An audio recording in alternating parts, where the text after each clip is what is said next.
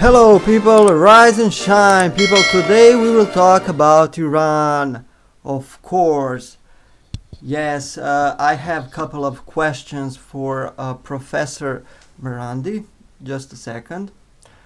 You have to understand, he was born in United States and he was educated in just a second. He was educated in United States and Great Britain. Then he went to Iran. Okay, I will tag him. Probably I won't get answers from him, but yeah, maybe he will watch this video. Very important video. Okay, as I said, he was born in the United States. Now he's some kind of PR of Iranian regime, or he doesn't like when you say regime. Okay, let's talk like this. He's a PR of Iranian government, of Iranian system.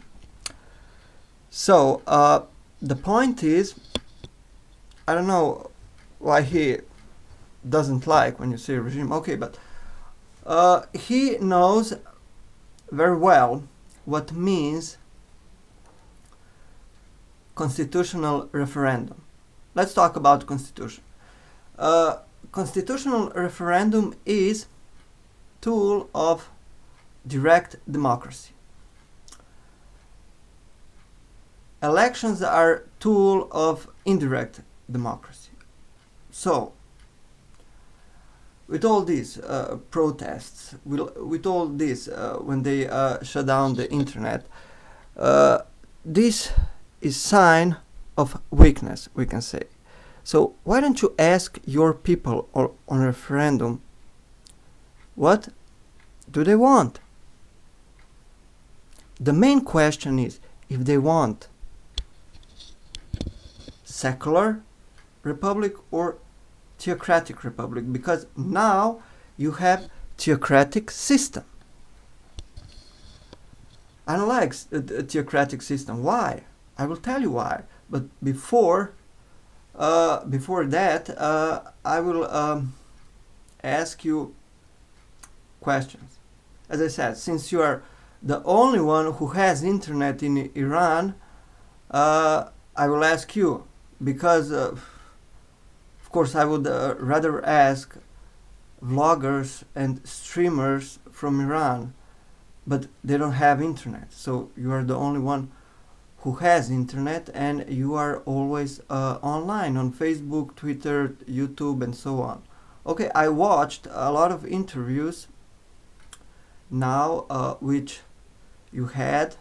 I watched this interview which you had with Christiane Amanpour. You have to understand also, people. Christiane Amanpour is from Iran also. So yes, I watched this interview. And of course I understand he cannot be objective because he is working for this government. If he would be objective, he would be in jail. He wouldn't have interview around the world with people like reporters like Amanpour, with peers, and so on.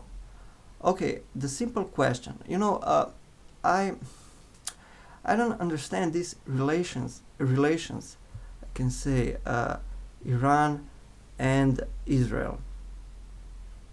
They're very weird. Okay, just a second, I'm gonna show you this, of course. Oh shit, I don't have. Oh my god, this share screen is not working.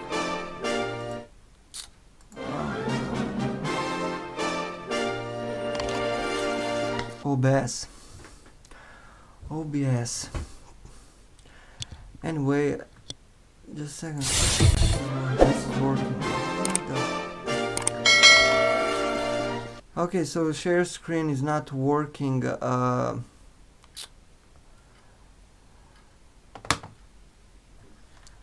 I didn't check this before the stream. Okay, I have some questions for Professor Seyed Marandi. My Iranian neurosurgeon was named also Seyed, and I can say thanks to him and the clinical center in Ljubljana, I was sent to Tel Aviv. Even then, I was interested in the history and relations between Iran and Israel at that time. So at that time, Ahmadinejad was the president of Iran. Nobody in the world liked his attitude. He denied the Holocaust. He said that Israel should be wiped off the map. Okay, if president of one country is saying something like this, which is totally insane, which is primitive, barbaric, imagine what people around him are saying. Probably their rhetoric is more morbid, more primitive, and more barbaric. So all this attitude from this Ahmadinejad was totally insane, primitive, and barbaric. He didn't talk about Israel. He was talking about Holocaust. Actually, he was denying Holocaust. Why? I listened to the interview you had with Amanpour. I don't know how many times you mentioned Gaza, but I know why you mentioned it. To divert attention. I know you don't care about Palestinians. You're Persian. Most Persians hate, or I can say, they don't like Arabs. Turks don't like Arabs. Kurds don't like Turks and Arabs. So I know you don't like Palestinians. And if you would care about Palestinians, you would say to them, send your children to school, not on tanks. So you're using these poor people for your own, I don't know, hybrid war, which you started against Israel. Maybe I am one of the few who really cares about Palestinians. You are using them like cannon meat. We say cannon meat when somebody is dying for nothing. We had a lot of wars after Yugoslavia collapsed, and no ethnic group sent their children on tanks. Their children were sent in bomb shelters. And of course, when you're pushing these poor people, Palestinians, in war against country who has a nuclear bomb, you're pushing them into death, to die for nothing, to die for you, because you have problem with, I don't know why, with Israel. Okay, let's talk about this. How do you comment on the fact that Israel and Iran have had diplomatic relations since 1950? And they also collaborated on various projects till 1979. You yourself mentioned that you were a victim of the Iraq-Iran war, where Saddam used chemical weapons against the Iranians. You know very well that Israel helped you during that time as the only country in the world when you were on the knees. And why did you start hating Israel overnight? Why? Maybe you don't know why. Or maybe you know. What is this? Is this hypocrisy? Is it bipolar disorder? Or is the fact that this regime, okay, I know you don't like when I say regime. If we go into Dante's description of hell, at the bottom, who is I'm sorry, who is at the bottom? Traitors, treachery is at the bottom. So when I see his eyes of Professor Marandi, I see hate. He hates all the people who not agree who not agree with him, and people who are full of hate, their soul is rotting. Really. And let's go back. When I said about this constitutional referendum, a lot of countries in the world had constitutional referendum. Italy, for example, they changed their constitution from monarchy to republic in 1946. So why don't you ask your people, because obviously you have problem, not one problem, a lot of problems in Iran regarding people, regarding freedom of people, women rights, and so on. Why don't you ask your own people? I don't care if they choose cannibalism is alright, but okay, let's go back to reality. Ask your own people. Are they for theocratic regime or secular regime? The simple question. Okay, now about theocratic. Europe had theocratic system till, I don't know, 19, it wasn't 19, 1500 till 16th century, we can say. Then Reformation came, Renaissance, and things changed in Europe. So progress started in Europe regarding everything, regarding medicine, regarding technology, regarding mind, regarding art, regarding everything. Okay, I'm not saying there were no glimpses of this dark Middle Ages, because we had glimpses before Second World War, and we had these glimpses after Yugoslavia collapsed, glimpses from dark Middle Ages. I can say they're stuck in this time. I don't know in which actually time.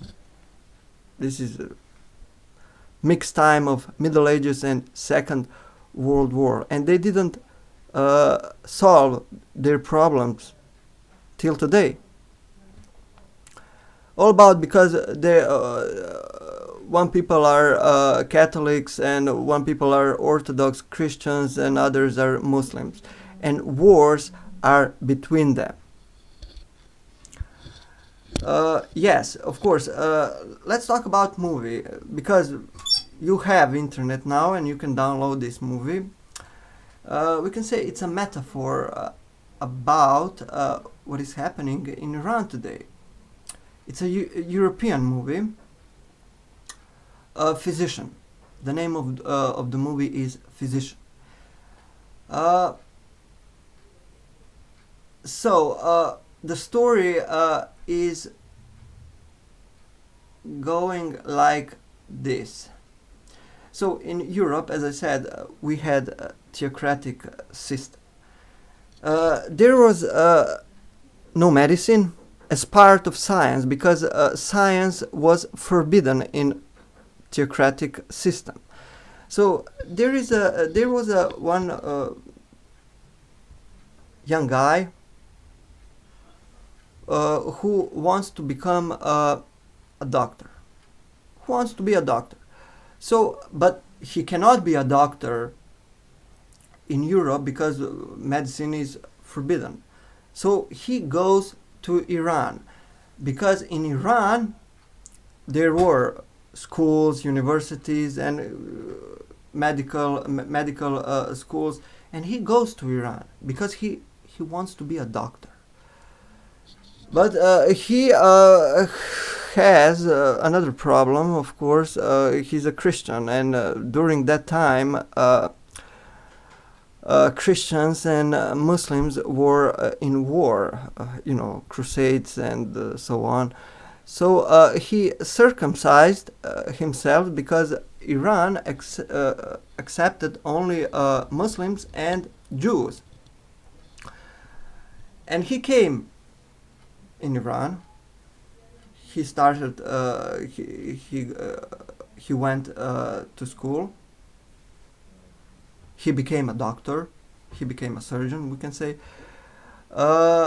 because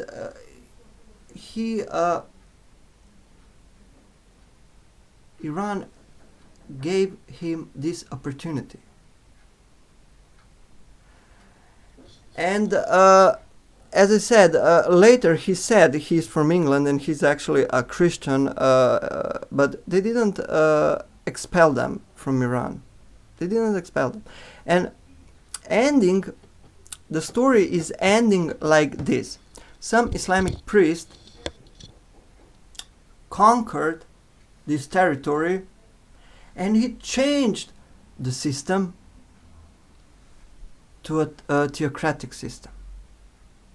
And everything stopped. So we can say the Muslim world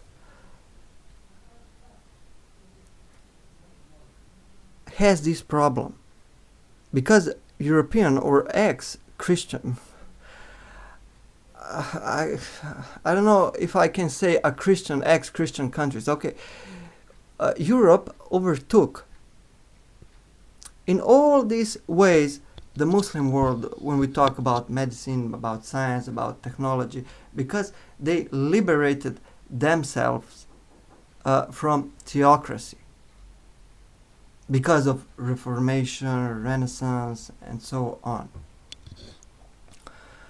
And secularism is a good thing for country. I'm not saying the West is perfect. Of course, it's not perfect. The West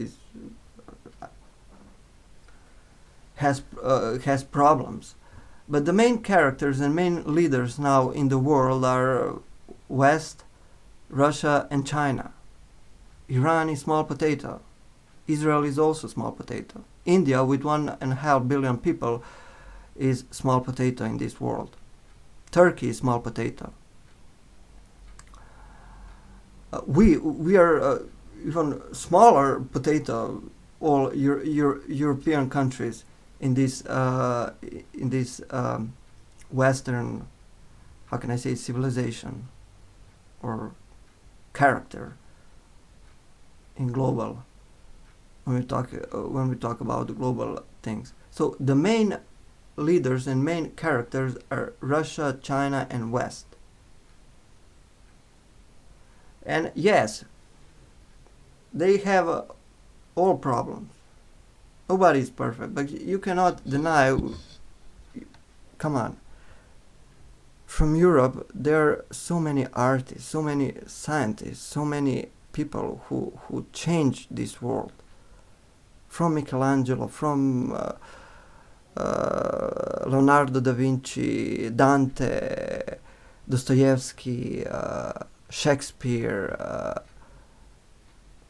Beethoven, Erich Fromm, Freud, Einstein, Nikola Tesla, and filmmakers like Tarantino, Coen brothers, John Huston, Oliver Stone, Frank Capra, Coppola, Martin Scorsese, Michael Cimino, Spielberg, and so on. Yes, you must offer this also. And I can say the here, if we talk about these main characters in the world, Russia is not offering enough. I'm not saying they have a lot of good movies I watched, but they are not offering. The China is offering a lot. I watch a lot of new Chinese movies. They're very good. They're the world leader, of course. Uh, I like one movie. I don't know what's the name. The Traveling Earth. Yes, Traveling Earth.